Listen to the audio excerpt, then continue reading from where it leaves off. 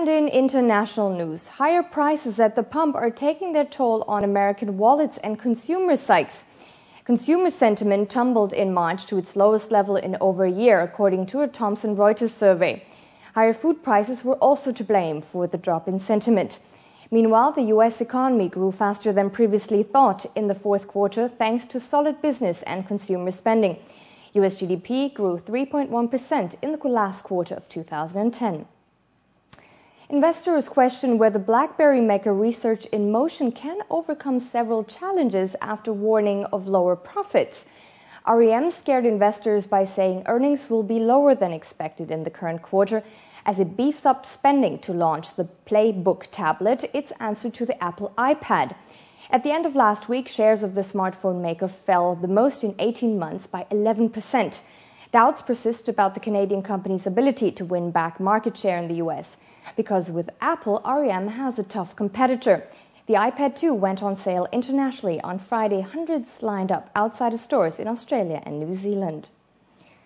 Investors remain bullish on commodities, within more than half increasing their commodity allocation over the next 12 months. That's according to a report by Barclays Capital.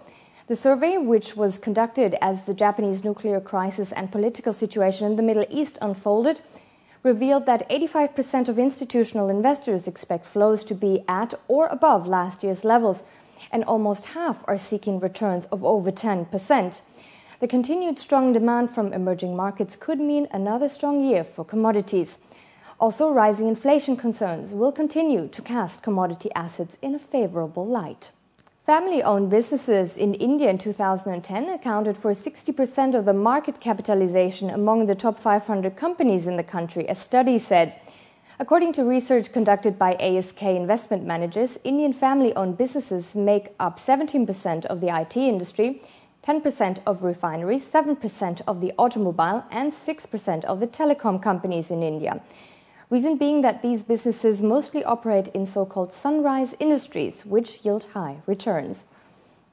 That's the latest in international business. Before we go, we'll take a quick look at the Asian equity markets from last Friday, then at the price of oil, followed by metals and a selection of currencies exchanged into dirhams. After that, Laura Buckwell is back with the news.